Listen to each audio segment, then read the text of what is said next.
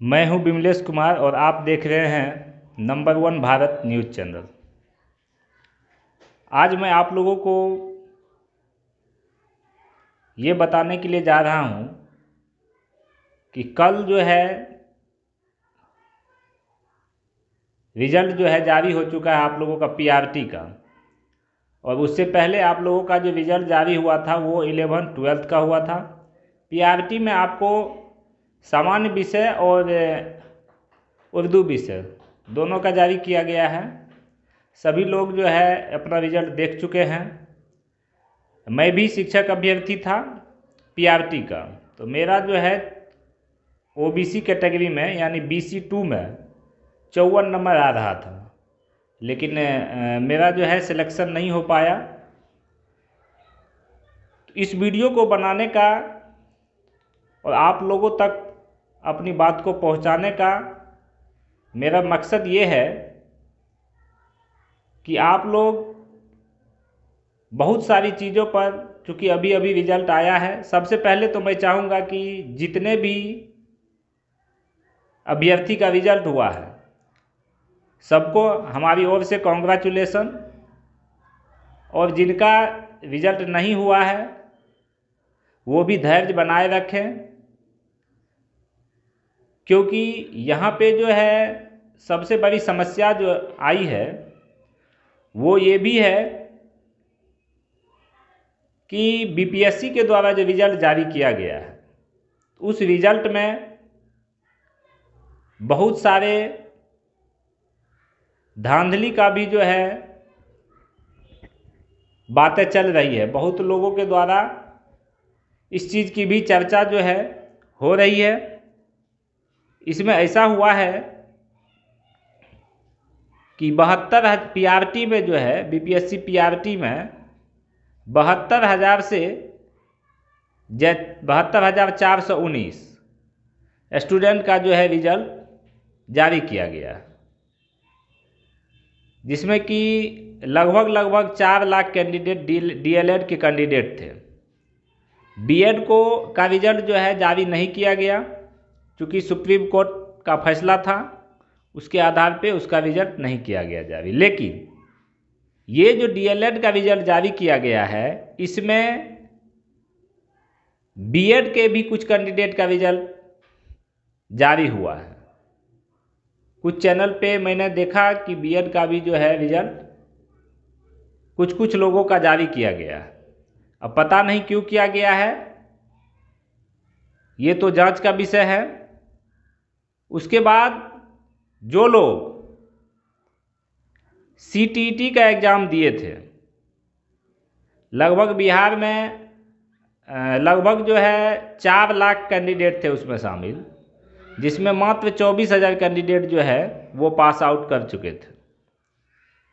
तो चूँकि अपीयरिंग वाले भी अप्लाई किए थे बीपीएससी में, तो सबसे पहले बीपीएससी को करना ये चाहिए था कि जो भी सीटेट में कैंडिडेट फेल किए थे तो उन लोगों का छटनी करना चाहिए और उसके बाद उसका जो है रिजल्ट जारी करना चाहिए था। लेकिन यहाँ उसके उलट हुआ है। रिजल्ट जो जारी किया गया है वो सीटेट में जो स्टूडेंट फेल हैं उसका भी रिजल्ट जारी कर दिया गया है। ये बिल्कुल ही गलत है, ऐसा नहीं होना चाहिए था। उसके बाद ये देखिए कि 11th-12th में जो रिजल्ट जारी किया गया, उसके बाद अब 9th और 10th का रिजल्ट अभी तक जारी नहीं हुआ है। तो 9th और 10th का रिजल्ट भी जारी होगा ही, बहुत जल्द होगा। लेकिन कल का जो बीपीएससी चेयरमैन अतुल प्रसाद जी का जो बयान है, प्रेस कॉन्फ्रेंस में जो उन्होंने बयान दिया है, उस प्रेस कॉन्फ्रेंस को जब मैंने देखा तो उसमें एक चीज़ आप लोग प्रेस कॉन्फ्रेंस में अतुल प्रसाद जी के द्वारा बोलते हुए सुने होंगे कि उन्होंने कहा कि जिन लोगों का 9th और 10th 11th-12th दोनों में रिजल्ट हो रहा है, दोनों में अप्लाई किए थे, दोनों में एग्ज़ाम दिए थे, जबकि रोल नंबर जो है सेम रखा गया है, रोल नंबर दोनों का सेम है, और अतुल प्रसाद का ही कहना था कि एक सीट पर एक ही कैंडिडेट का जो है रिजल्ट जारी किया जाएगा। अगर 11th-12th में किसी का रिजल्ट जारी हो रहा है तो उसका 9th और 10th में रिजल्ट जारी नहीं किया जाएगा। लेकिन यहाँ पे अतुल प्रसाद अपने ही बयान को पलटते हुए प्रेस कॉन्फ्रेंस में कह रहे थे कि जिनका 11th और 12th में रिजल्ट बन रहा है और 9th और 10th में भी रिजल्ट बन रहा है तो हम दोनों का रिजल्ट जो है जारी करेंगे। तो दोनों का जब रिजल्ट आप जारी किए हैं, दोनों में 9th, चूँकि 9th और 10th में तो अभी रिजल्ट जारी हुआ नहीं है, 11th और 12th में हुआ है। तो उनका कहना है कि अगर 11th-12th में उसका रिजल्ट हो रहा है और 9th-10th में भी रिजल्ट उसका बन रहा है तो रिजल्ट उसका दिया जाएगा। क्यों दिया जाएगा?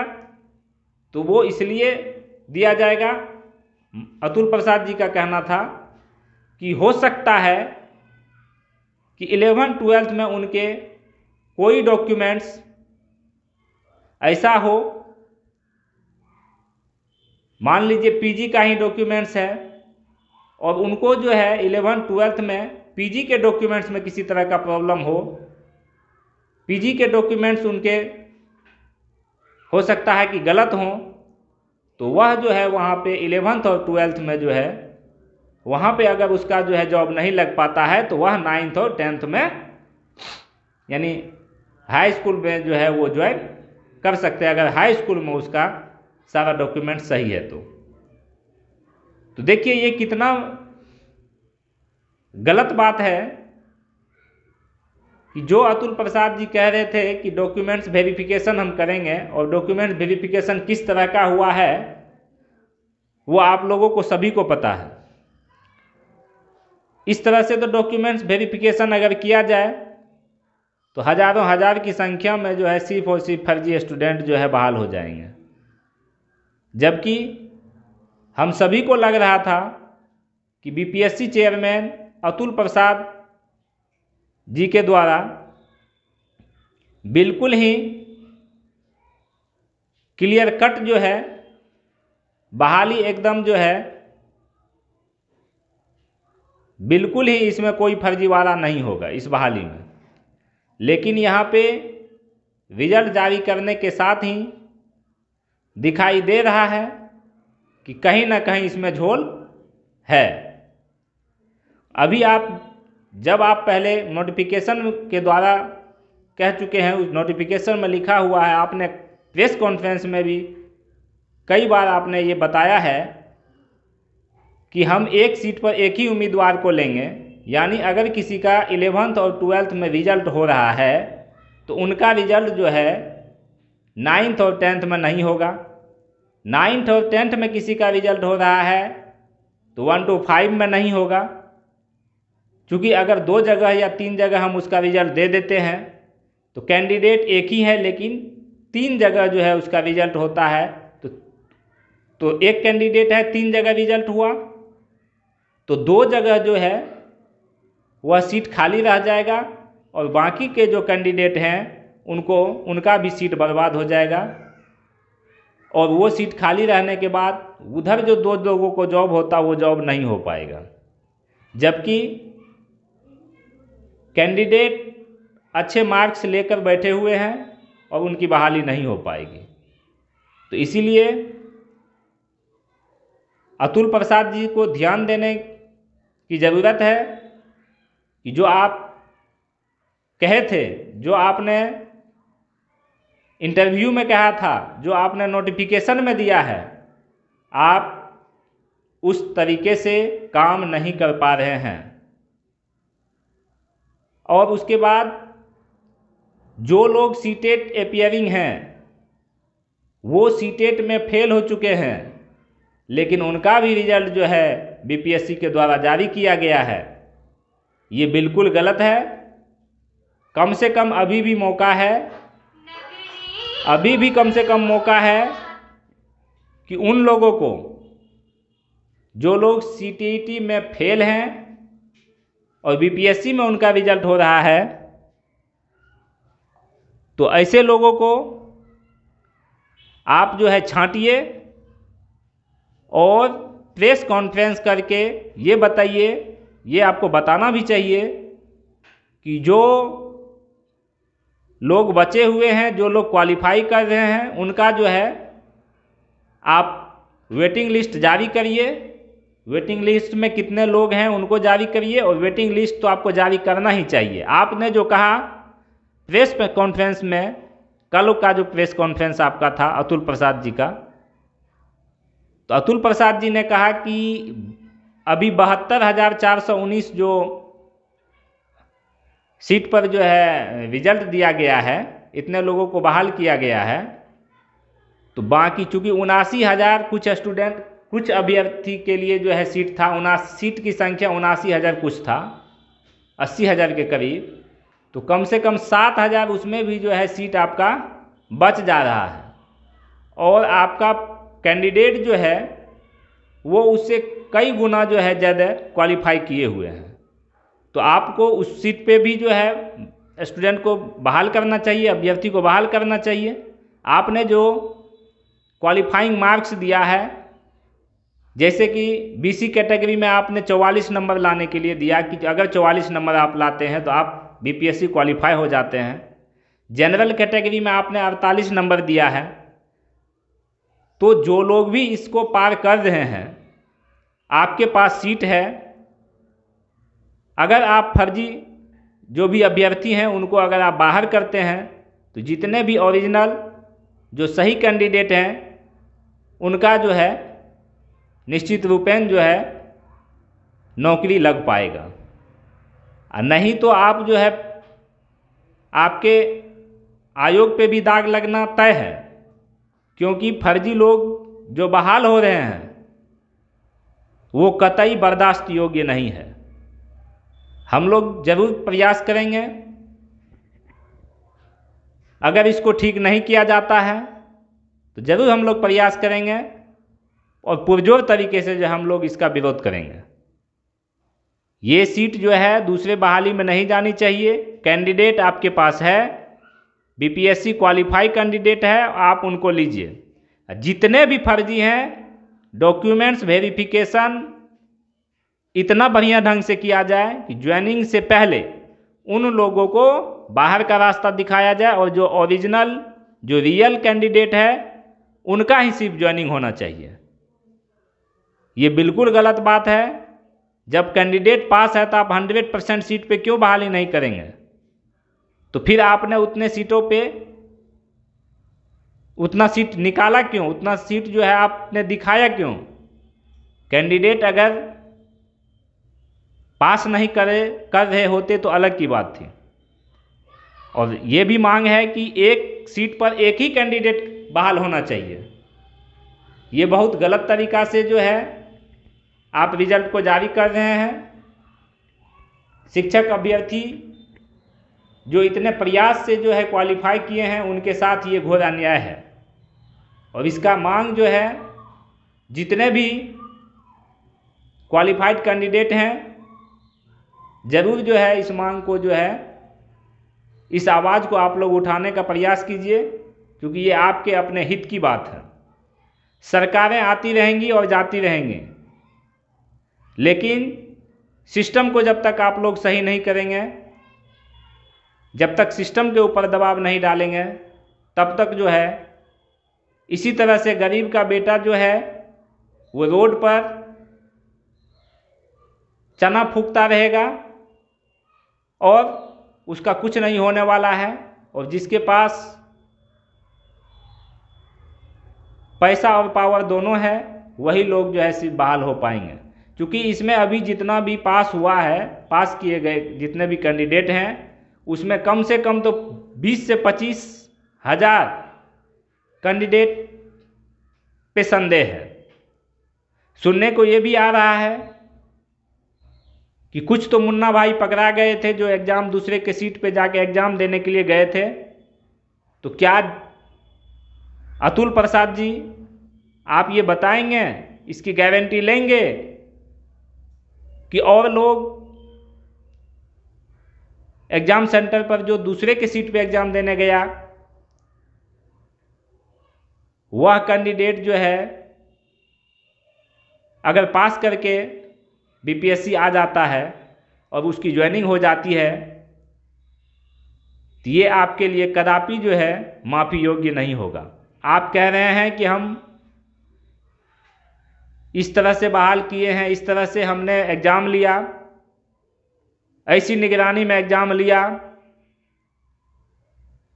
कि कोई भी फर्जीवाड़ा नहीं कर पाएगा। लेकिन जो स्टूडेंट अपने सीट पे दूसरे को बैठा के बीपीएससी पास करा लिए, उनके बारे में आपको पता होनी चाहिए।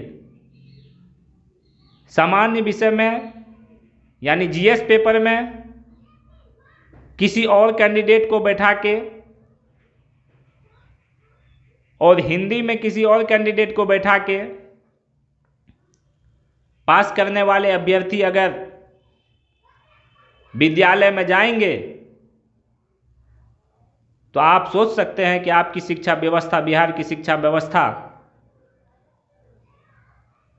किस हद तक गिर जाएगी, जिसको लेकर अभी तक आप लोग परेशान भी हैं। तो इसीलिए आप लोगों को, बिहार सरकार को, शिक्षा विभाग को और बीपीएससी के चेयरमैन अतुल प्रसाद जी को इन सभी चीज़ों को ध्यान में रखते हुए काम करना चाहिए। कुछ लोग तो ठीक है, कुछ लोग को आपने एग्ज़ाम देने वक्त आपने पकड़ लिया, तो क्या वही ठो लोग एग्ज़ाम देने के लिए गए होंगे दूसरे की सीट पे, और जो लोग गए वो पकड़ा ही गए? ऐसा तो और भी हुआ होगा, इसके बारे में तो आपने नहीं सोचा। कहीं ना कहीं ये भी एक मुद्दा है, इसलिए आपको ध्यान देना चाहिए। और बहुत लोगों का जो है ओएमआर सीट खाली भी था, ऐसा तो नहीं हुआ कि ओएमआर सीट भी भरवा दिया गया। ये सारे के सारे चीज़ जो है एकदम जांच कराने के योग्य है। और चूंकि बीपीएससी के द्वारा एग्ज़ाम लिया गया है, आयोग पे अगर दाग लगती है तो ये बिहार के लिए बहुत ही शर्मसार करने वाली बात होगी। आप बिल्कुल उसी को ज्वाइन करवाइए जो 110% सही है। कुछ लोग ऐसे भी हैं जो डीएलएड कंप्लीट नहीं कर पाए हैं और उनका बीपीएससी में अच्छा नंबर आ रहा है, तो जब वो डीएलएड कंप्लीट ही नहीं कर रहे हैं तो आपने उसका रिजल्ट कैसे दे दिया? तो इस तरह से आपने जो रिजल्ट दिया है उसको पहले ही आपको फिल्टरिंग कर लेना चाहिए। आपने फिल्टराइजेशन नहीं किया, तभी तो इतने लोग जो है गलत तरीके से आ गए। बिल्कुल इसमें गलत तरीके से आने वाले लोग हैं, उनकी जांच कीजिए। ज्वाइनिंग से पहले सभी का बढ़िया ढंग से आप डॉक्यूमेंट्स वेरिफिकेशन कीजिए, थंब का मिलान कीजिए। सीटेट में उसका जो थंब है वो कौन सा है, बीपीएससी में कौन सा है। बीपीएससी में दो पेपर हुआ था, दोनों पेपर में उसका थंब मिल रहा है कि नहीं, फेस मिल रहा है कि नहीं, तभी आप ज्वाइनिंग लेटर उनको दीजिए। ये सारा काम जो है आप लोग पूरा करने का काम कीजिए और होना भी चाहिए। और अगर नहीं होता है तो हम लोग ज़रूर जो है आगे चलेंगे और हम लोग जो है प्रयास करेंगे कि अंतिम में कोर्ट भी जाना पड़ेगा तो हम लोग जाने का प्रयास करेंगे। इसीलिए आप सभी जितने भी बिहार के भाई एवं बहन हैं, जितने भी अभ्यर्थी हैं, जिन लोगों का सिलेक्शन नहीं हो पाया है, आप क्वालिफाई कर रहे हैं, तो आप लोग एकजुट होइए और बताइए बिहार सरकार को और बीपीएससी को कि सिर्फ और सिर्फ आप लोग ही विद्वान नहीं हैं। बिहार में बहुत सारे ऐसे लोग हैं जो ज़मीनी हकीकत को जानते हैं। और अगर आप गलत करेंगे, आपने एग्ज़ाम के टाइम में बिल्कुल डराया कि किसी तरह से लोग इस तरह का काम नहीं कर पाए, फिर भी लोगों ने काम किया है। ये आपकी जिम्मेवारी है कि आप 110% जो है ओरिजिनल जो अभ्यर्थी है उसका ही ज्वाइनिंग करवाएं। इससे ज़्यादा मैं और क्या ही कहना चाहूँगा। एक चीज़ मैं बता देना चाहता हूँ कि अभी का जो जानकारी आ रहा है कि जनरल कैटेगरी का जो है बॉयज़ के बारे में कह रहे हैं 68 से 70 जो है कट ऑफ गया है, यानी 68 तक जनरल कैटेगरी में गया, ओबीसी में 61 से 62, यानी कि मिनिमम 61, यानी 61 वालों को भी हुआ है। ईबीसी में 57, मिनिमम कह रहा हूँ, ईबीसी में 57, ईडब्ल्यूएस में 58, एससी में 47, एसटी में 53 और पीडब्ल्यूडी में 50 वालों का रिजल्ट हुआ है। और महिला में 51 तक वालों का, जहाँ तक मेरी जानकारी में है, 51 नंबर जिनको भी है वो BC2 कैटेगरी में उनका रिजल्ट हुआ है। और जिला का भी अलॉटमेंट जो है मिल गया है, लेकिन जैसा कि अतुल प्रसाद जी ने कहा कि सबका जिला में ही जो है वेरिफिकेशन होगा ज्वाइनिंग से पहले। अगर मैं आपको बीपीएससी चेयरमैन अतुल प्रसाद जी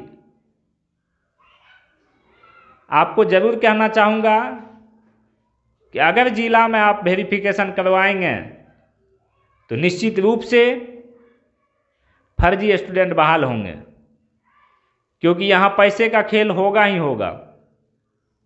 इससे अच्छा है आप पटना में सारे का डॉक्यूमेंट्स वेरिफिकेशन करवाएं और इस तरह से डॉक्यूमेंट्स वेरिफिकेशन करवाएं कि 1% भी अभ्यर्थी जो फर्जी है, जो डीएलएड पास नहीं है, जो सीटेट पास नहीं है, और वो लोग बीपीएससी पास करके सोचते हैं कि हमने क्राइटेरिया को फुलफिल कर लिया, ये बिल्कुल गलत बात है। फिर आपको ना तो एग्ज़ाम लेना चाहिए, ना ही ये डॉक्यूमेंट्स वेरिफिकेशन करानी चाहिए।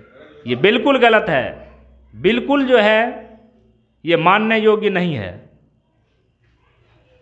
तो आप सभी बिहार के वासियों से ये कहना चाहूँगा कि आप लोग इन चीज़ों पर भी ध्यान दें, क्योंकि इस बहाली में फर्जीवाड़ा होने की पूर्ण संभावना है। अगर इस तरह से डॉक्यूमेंट्स वेरिफिकेशन नहीं कराया गया और वेटिंग लिस्ट जारी नहीं किया गया तो बिल्कुल समझिए कि अभी और भी बहुत फर्जी लोग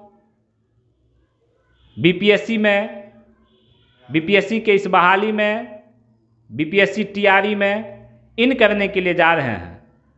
और जब भ्रष्टाचारी लोग जाएंगे तो आप समझिए कि विद्यालय का क्या हाल होगा, उन बच्चों का क्या होगा जो गरीब के बच्चे हैं, क्योंकि सरकारी विद्यालय में गरीब के ही बच्चे पढ़ने के लिए जाते हैं। पीएम और सीएम का बच्चा, विधायक और एमपी का बच्चा सरकारी विद्यालय के शिक्षकों का बच्चा, लगभग 99.5% जो है वो विद्यालय, सरकारी विद्यालय नहीं जाते हैं। इस बात को समझना होगा। और बिहार सरकार से मैं कहना चाहूँगा कि देखिए, इन चीज़ों पर आप ध्यान दीजिए। सब दिन फर्जीवाड़ा नहीं चलेगा, ये बिल्कुल गलत है। आप लोग अपने लोगों को बहाल नहीं कर सकते अगर वह योग्य नहीं है। तो आज के वीडियो में इतना ही। बड़े ही दुख के साथ कहना पड़ रहा है कि बीपीएससी तो क्वालिफाइड कर लिए, अपने कैटेगरी से नहीं, जनरल कैटेगरी से भी ऊपर नंबर तो ला लिए, लेकिन ताज्जुब की बात यह है कि हम लोग पहले भी रोड पे थे और अब भी रोड पे हैं। इससे पहले जो छठा चरण का बहाली हुआ था, उस बहाली में भी 90% जो है वो झोल था। उस बहाली में 50% लोग ऐसे बहाल हो गए जो नियम ही नहीं था। सरकार ने भी ऐसी व्यवस्था की कि एक ही दिन में पूरा बिहार घूम लो। एक दिन में बताइए कौन किस जिले में जा पाएगा। कैसे उनको पता होगा कि मेरा जिस जिले में हम जाने का प्रयास कर रहे हैं, हमको लगता है उस जिला में हो जाएगा, वहाँ पे हो ही जाएगा। इसीलिए वो बहाली तो बिल्कुल किस तरह से हुआ है सबको पता ही है।